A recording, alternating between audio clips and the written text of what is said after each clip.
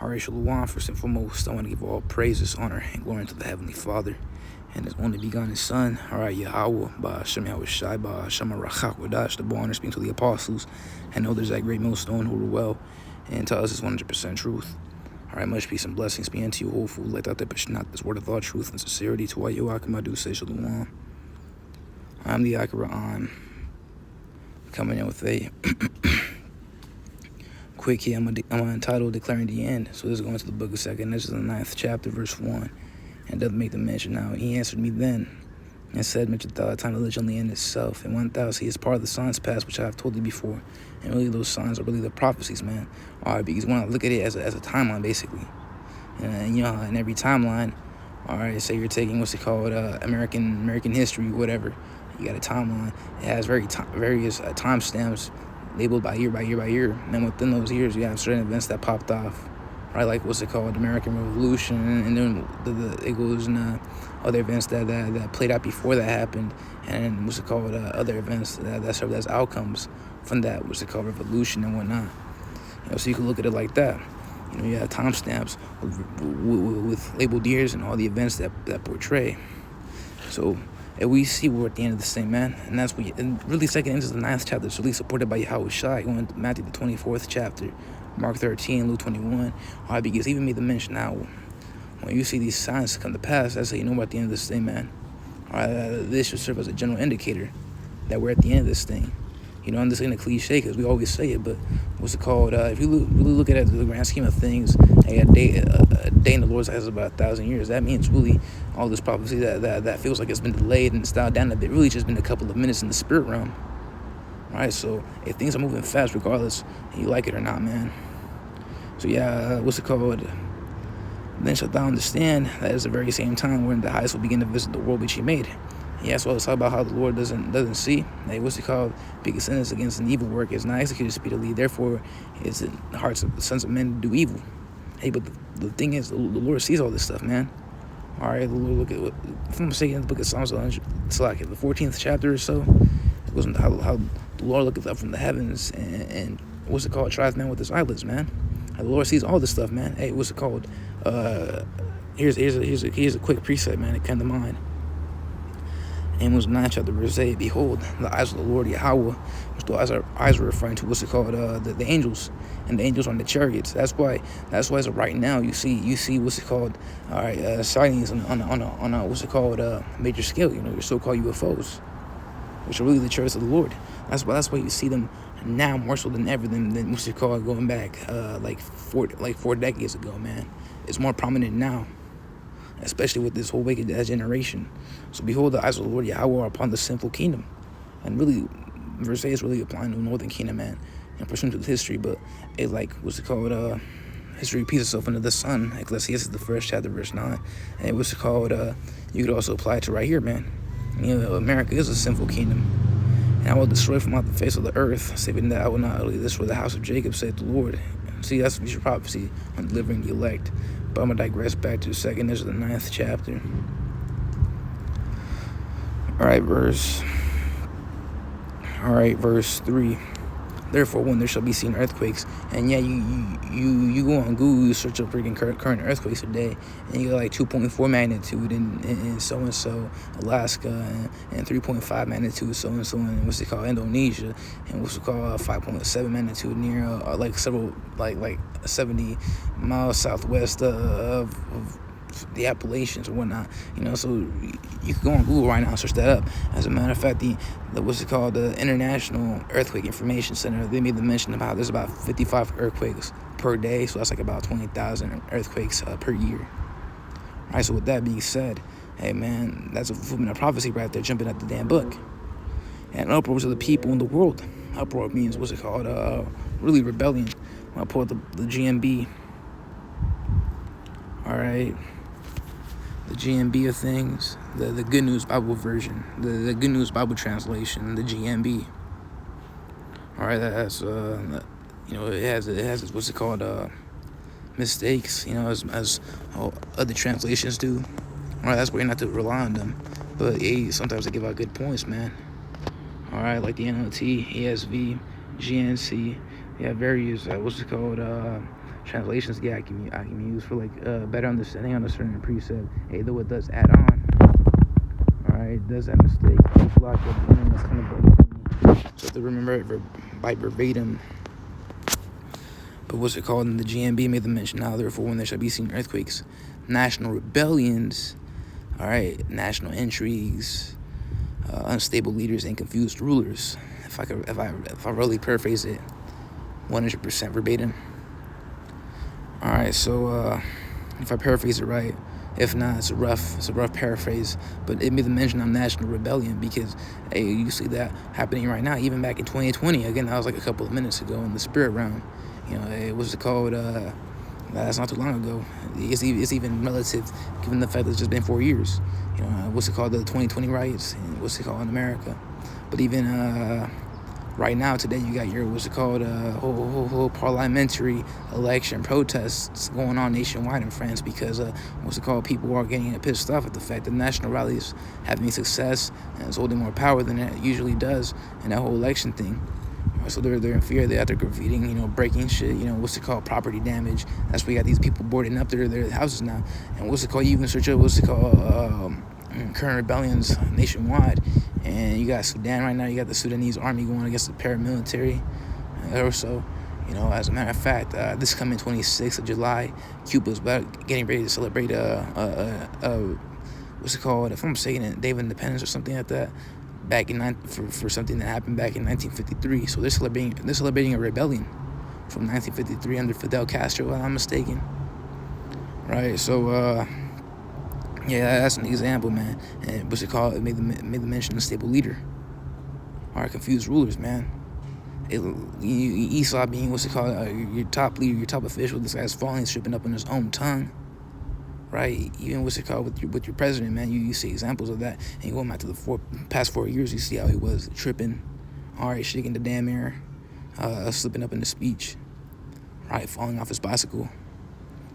All right, so that's an example of a unstable leader and a confused ruler. This guy has dementia, man.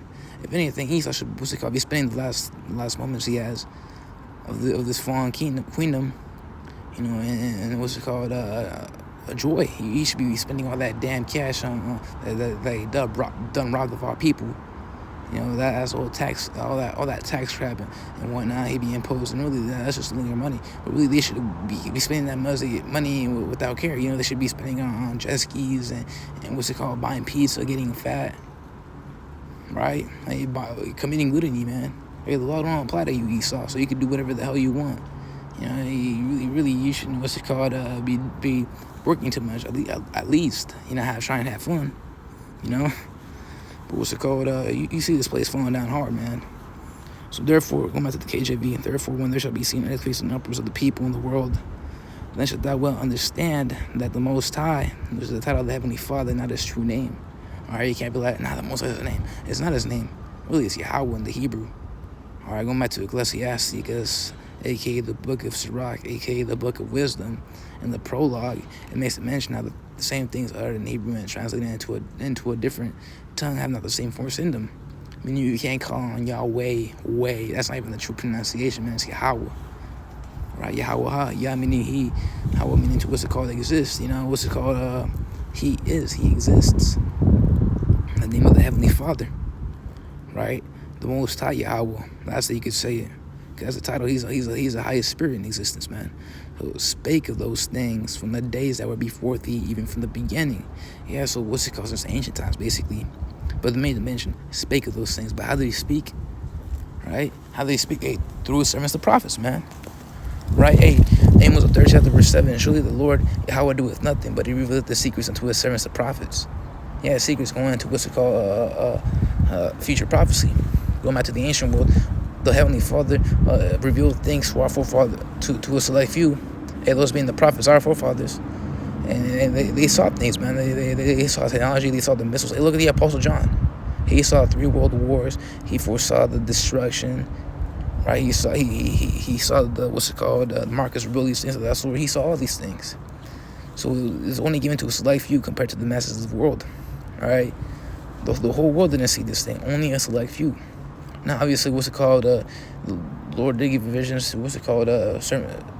sons and daughters, servants and handmaids. Right, that's where you got certain heathen nations. They be even having dreams of the so-called black man on the UFO. What's it called? From the prophecy. But first and foremost, it's predominantly found within the men of the Lord. Right? Hey, they see these things with the visions. Right? And going back to 1 Samuel, the 9th chapter, verse 9, I'll pull it out. And it goes into what's it called, that before time in Israel, when a man went to inquire of Yahweh, thus he spake, come and let us go to the seer. For he that is now called a prophet, and a prophet really means someone who prophesies, which the prophesies to say before, then he's speaking about something before it ever happened. Right, so that's what a prophet is. So for he that is now called a prophet was before time called the seer, yeah, because he foresaw the future through the visions, dreams basically. All right, what's it called? Apostle John, man, that's a great indicator right there, a great example. Yeah, because even the Apostle John was a prophet. Just because he held the rank and title of apostle, that don't make him any less of a prophet. He is still a prophet because he saw these things, man. All right, he even prophesied, he even taught back when he was on the scene, before he was on the Isle of Patmos. He did all these things, man. A great man of the Lord, right? And we believe him to be we believe him to be reincarnated as the beloved elder high priest Arya. Right, that man was prophesying. Right, now he's in the spirit realm, respect and much love and peace and blessings be unto him, man, in the spirit realm. What's it called? We believe him to be through faith that he is reincarnation of the Apostle John, but man, I'm gonna digress back to actually I'm gonna pull out the book of Isaiah, the 46th chapter, verse 10. All right, and to make the mention, declaring the end from the beginning and from ancient times of things that are not yet done. Say not cancel, just stand, I will do it my pleasure. Yeah, so declaring things since the beginning. Or what's it called? Yeah, because the prophets don't just start with Samuel and Gad and end with Zechariah and Malachi. So let's talk about how Malachi was the last prophet. Well, he's the last prophet of the Old Testament. Hey, but you still have prophets coming on the scene and back even during the early church period, which was the time of Acts, and even before that. All right, was it not written? So like it was it not known that our father Abraham was a prophet as well? Hell yeah, he was. And that's the funny thing about Jake, man. They don't hearken to that. Hey, but you got these what's it called crappy Muslims and whatnot. They even consider the fact that Abraham was a prophet.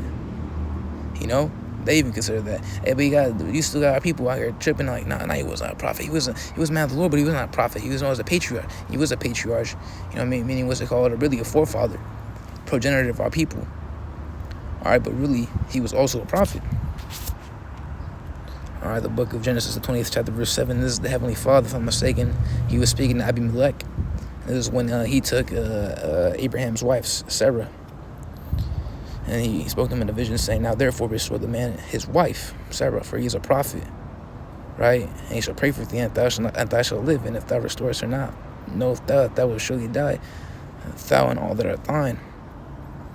All right, hey, peep this. All right, Exodus, the 7th chapter, verse 1. And the Lord said unto Moses, see, I have made thee a power to Pharaoh, and Aaron thy brother shall be thy prophet, man.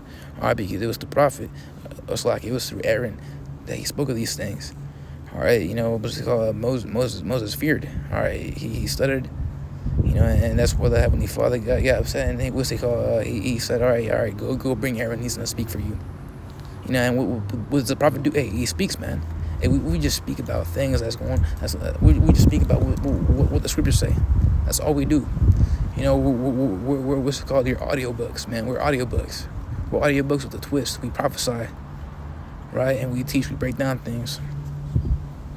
All right, we condemn this place. Jeremiah the 28th chapter, verse 8. The prophets that before me and before thee of old that prophesied both against many great countries.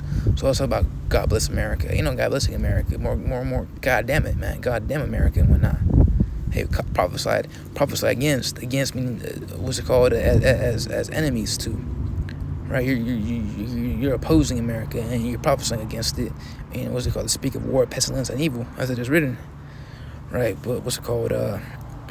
Here's another example. Numbers 11th chapter, verse 24. All right, verse 25. And the Lord came down in the cloud and spake unto him and took of the spirit that was upon him and gave it unto the 70 elders. And it came to pass that when the spirit rested upon them, they prophesied, man. They prophesied, to say before, and did not cease. But there remained 2 of the men in the camp. The name of the one was Eldad, and the name of the other Medad. And the spirit rested upon them, and they were of them that were written, but went out unto the tabernacle, and they prophesied in the camp. right? And basically jumping down, it was in how young men and even Joshua was telling Moses to forbid them. Hey, but jumping down to verse 29, it says, and Moses said unto him, envious thou for my sake? How that all the Lord's people were prophets, and the Lord put his spirit upon them. And one thing about Moses is that he was sore vexed, man, with the dealings of Jake, all the murmuring, all that crap talking and whatnot, all that shit talking that Jake was doing since they what's it called, the Exodus. When they came out, they're like, oh, well, the Lord deliver us out of here. What's it called, to kill us in the wilderness and this and that. Oh, for it would have been better, what's it called, to eat fish and watermelon in Egypt than be here and whatnot. I'm freaking thirsty. What do we not? Moses taking too goddamn long. Let's serve a freaking calf, man. Hey, so Jay got on Moses' nerves, you know. So, hey, yeah, what do you got with all the Lord's people were prophets? But that's not the case, man. Really, that whole generation that came out of Egypt were wicked. You know, and that's why they have to die on the east side of Jordan before what's it called, Israel was able to cross into the western part under Joshua. And Joshua and Caleb were the only ones from that generation that made it. All right, they're the only ones that made it. But those are examples how we even had prophets before Samuel was on the scene. You know, you can't say Samuel was a prophet. That makes you ignorant of the scriptures, man. And we're not about that. All right. Hey, we're supposed to study to show ourselves approved. That's a command. Even I speak to myself first and foremost about it.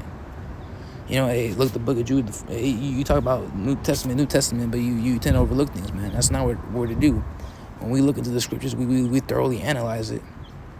You know. So Jude, the first chapter, it's just one chapter, by the way, verse 14, it makes a mention now, and Enoch also the seventh from Adam.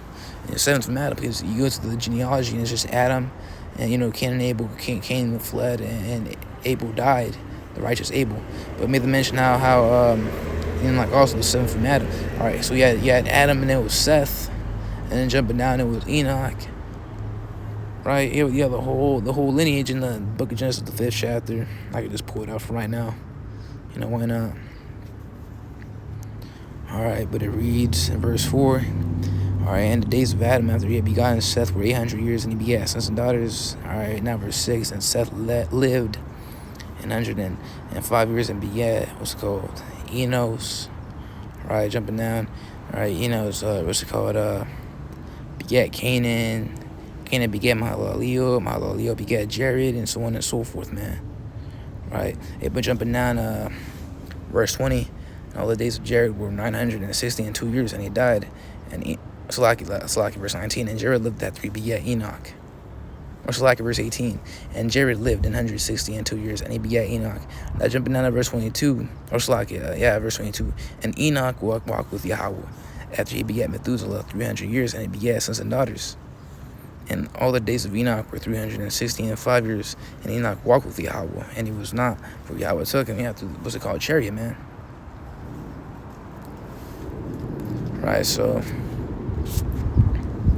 going back to verse 14, and Enoch also, the son from Adam, prophesied of these, meaning to say before, saying, behold, the Lord cometh with 10,000s of his saints, man. Right, and what's it called? There's no historical record on this ever happening, and you can't say 1502 or whatever that year was in Germany with all the chariots. You can't say that was a fulfillment of prophecy, all right? Because pursuant to verse 15, there is no judgment executed, man. There were just sightings recorded. That's it. You know, you can't say it happened. What's it called? 1948. You can't say that. It never happened yet until we believe it's gonna happen soon, though. Behold, the Lord Yahweh Shai cometh with 10,000s of his saints, that being the angels, to execute judgment upon all, and to convince all that are ungodly among them of all their ungodly deeds which they have ungodly committed. Yeah, what's it called? When the wicked multiply, the transgression increaseth. Hey, so you're raised up in a certain way. What's it called? Contrary to that other scriptures, man. And that makes you ungodly, because ungodly really means what's it called? Wicked. You know? So I'm going to pull out the book of Isaiah, 13th chapter. All right, verse 11, man. And I will punish the world for their evil, right? Because what's it called? Second, this is the 15th chapter, verse 5. It made the mention now. All right, wickedness has extremely polluted the whole earth. Yeah, because wickedness is a form of pollution. A pollutant is something harmful. All right, what's it called? You got pollution in water. All right, pollution in food, pollution in the earth, pollution in the air. You know, you're constantly, what's it called? A pollution and what's it called? Sound waves and whatnot. And you're constantly harming and destroying this society, man. This captivity. Destroys us, man. And even pollution, man. What's it called? Destroys you. Because it makes you take heed to the left-hand ways. Left-hand ways are opposite against the scriptures. And the scriptures are going to the wages of sin is death. All right. So, and I will punish the world for their evil. And the only thing know about that is that Job 9:24, the earth is given to the hand of the wicked. So yeah, Esau being the leaders, especially through America, being a huge impact going back several decades ago. Really the whole world is influenced by this place, man. Sure, they could keep their traditional ways, but they're westernized in one form or another. So when I will punish the world for their evil and the wicked for their iniquity, and I will cause the arrogance of the proud to cease, and I will lay the haughtiness of the terrible. Right, so that's a future prophecy coming to happen very soon. All right, so as of the 46th chapter, going back to that. All right, declaring the end from the beginning. Yeah, so Jude was, even Jude, man, but Enoch was an example. That was ancient times. Yeah, man, even Jude, right? The apostle Jude. All right, what's it called? That was also ancient times to us, man. 2,000 years ago was ancient world. That's ancient world stuff, man. 1,000 years ago doesn't seem like that long too. 2,000 though, yeah, it do seem like a long time. So what's it called? And from ancient times, the things that are not yet done, right? Say my cancel shall stand, and I will do all my pleasure. Yeah, because going back to Isaiah the 55th chapter and 1 Kings 8 and 56 and things of that sort. All right, so the Psalms, it goes into how the word of the Lord accomplishes that which He pleases, basically TLDR. The word of the Lord accomplishes his desire, His will. Right, but I'm gonna jump back to 2nd Ezra, the 9th chapter, verse 4. It's like, yeah, they should that understand that the Most High speak of those things. That's how He spoke to those things and by His servants, the prophets, man. From the days that were before thee, even from the beginning, for like is all that is made in the world hath the beginning and an end, and the end is manifest. Yeah, manifest meaning coming into fruition, coming to pass in this present time. Or you see prophecy jumping out the book, man. That's how we're at the end. It's manifest. And going back to what's it called decades ago, what's it called? The elders of our apostles and elders, they were talking about how that's in the end. Well, now we're at the end of the end, man. We're at the very end of this thing. So you can't say, oh no, you've been talking about this in the end for like decades, man. What's it called? Loser. The truth is false. Well, it ain't false, man. It's true. All right, we just have to wait, man, because again, what's it called? It's all perception of time. Going back to the spirit realm, things are happening fast, man. All right, they move on a different time. They move on a different perception of time than we do. It's a fourth dimension, for crying out loud. Which the fourth dimension is a dimension, that moves differently, but it's pursuing a time. Because one thing to know is that fourth dimension, it could influence future events. Right? I forgot the example. Wasn't a pull out. We'll come back to it later. But continuing on, I'm gonna pull out the book of, same book, the 6th chapter. All right, verse 9. For Esau's the end of the world. All right, and Jacob is the beginning of it that followeth, man. And so we're at the end of Esau's age, man. Really, the age of the heathen rulership, man. The age of wickedness. Going back to what's called the Marks of a Lost Race book, which was written by our beloved Elder Abba Bivens, who we believe the reincarnation. Through much faith, we believe he's a reincarnation of Elijah the prophet, pursuant to the book of Malachi, the 4th chapter. Right, Elder Abba Bivens, he made the book Marks of a Lost Race, and he made the mention, and I'll pull out I'm gonna quote it. I got the screenshot right here. In page 9, he made the mention. Now, in reading the Bible, we should understand this, that it is made up of 2 parts. The first 2 parts, God had a purpose and a plan in His plans. He had 2 parts to be played. Wickedness first, righteousness last. The Gentiles was to play the wicked part, and Israel the righteous. Yeah, so Second Ezra, the 6th chapter, verse 9 makes the mention that was the end of Esau's world. But really, even prior to that, during the time of patriarchs and whatnot, it was ruled by other heathen nations like the Neo-Babylonian Empire by Nebuchadnezzar II. All right, the Neo-Assyrian Empire by way of men like Tiglath-Pileser III or Sargon II, or the 5th. All right, men like that. Going back to even the first empire, the Akkadian Empire. If I'm not mistaken, it was it was Nimrod. All right, it has to be. All right, what's it called? You had many empires ruled by the heathen nations. And their laws were against biblical law. All right, so what's it called?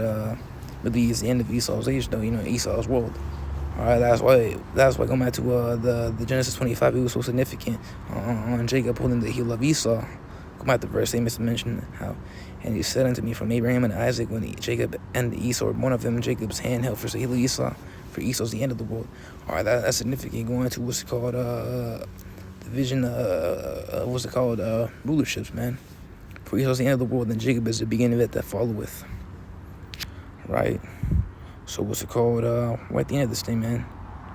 Declaring the end. And we've been declaring the end since what's it called? Thousands upon thousands of years ago, man. Or several thousand years ago, for that matter. This ain't the evolution doctrine. We're not here for like 14 million years. That's bullshit, man. That's bullshit. We've been here for like several thousand years. Doing the calculations and whatnot. But with that being said, that's most I define. Until the next one I do, stay shalom.